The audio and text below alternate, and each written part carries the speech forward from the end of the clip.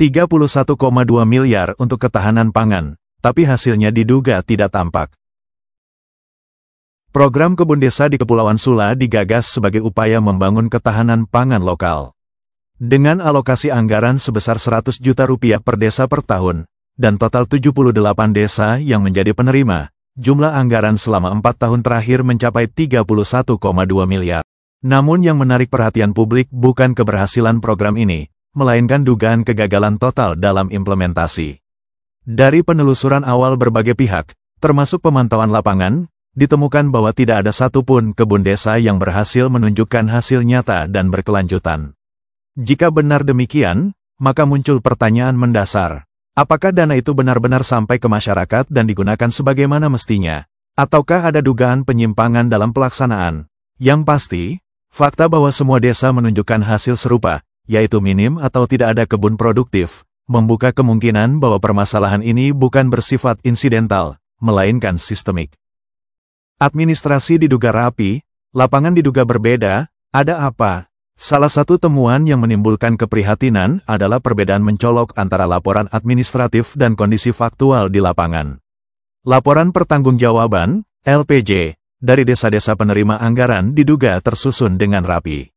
Semua persyaratan dokumen, termasuk foto kegiatan, kwitansi, dan berita acara pelaksanaan, tersedia. Namun, ketika dicek secara fisik di lapangan, terdapat dugaan bahwa banyak kebun desa yang tidak eksis atau tidak sesuai dengan laporan.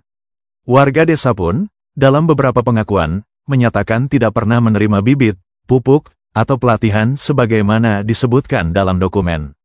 Jika dugaan ini benar, maka muncul potensi bahwa laporan telah direkayasa atau disusun tanpa kegiatan nyata. Dalam hukum administrasi publik, ini sering dikaitkan dengan indikasi proyek fiktif atau markup, namun tentu penilaian pastinya memerlukan penyelidikan mendalam oleh otoritas yang berwenang. Dari data anggaran yang diperoleh, diketahui bahwa setiap desa menerima jumlah yang seragam, 100 juta rupiah per tahun. Tanpa variasi signifikan antara desa yang secara geografis dan demografis sangat berbeda, muncul dugaan bahwa anggaran ini ditetapkan bukan berdasarkan kebutuhan real, melainkan pendekatan distribusi rata. Padahal, dalam perencanaan pembangunan, pendekatan berbasis kebutuhan lokal sangat penting. Ketika hasil program diduga seragam, yakni sama-sama minim atau gagal, dan jumlah anggaran juga seragam, maka dugaan muncul bahwa proses perencanaan dan implementasi program ini tidak benar-benar mempertimbangkan efektivitas dan tujuan program. Konsistensi ini juga menimbulkan pertanyaan tentang peran lembaga perencana dan pengawas di tingkat kabupaten. Apakah perencanaan dilakukan hanya untuk memenuhi syarat administratif? Ataukah ada faktor lain yang belum terungkap?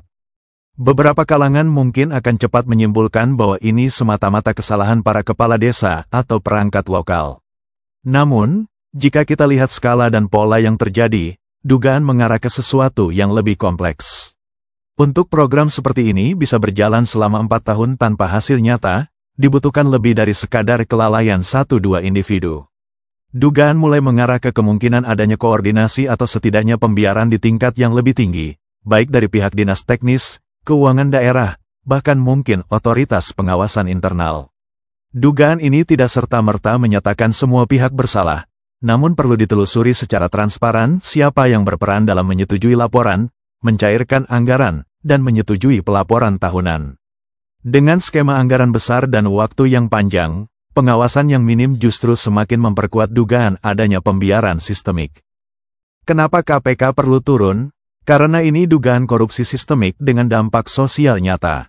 Dengan dugaan kerugian negara hingga 31,2 miliar rupiah, tidak cukup jika hanya mengandalkan audit internal atau pemeriksaan administratif biasa.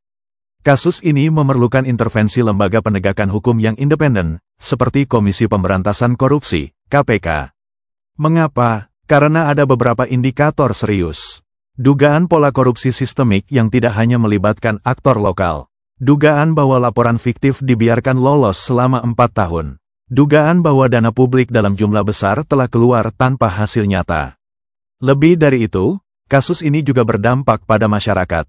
Harapan petani lokal pupus. Kemandirian pangan tak tercapai. Harga bahan pokok tetap tinggi. Semua ini adalah konsekuensi dari sebuah program yang diduga tidak berjalan sebagaimana mestinya.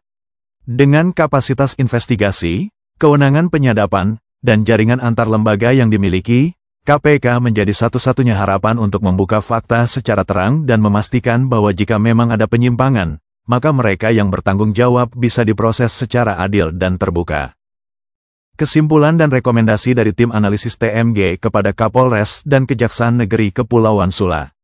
Penting untuk menekankan bahwa semua yang disampaikan di dalam video ini adalah dugaan yang memerlukan pembuktian hukum lebih lanjut. Namun, indikasi yang muncul dari pola anggaran, hasil lapangan, dan laporan administratif cukup menjadi dasar untuk mendorong penyelidikan resmi oleh lembaga yang independen dan berwenang.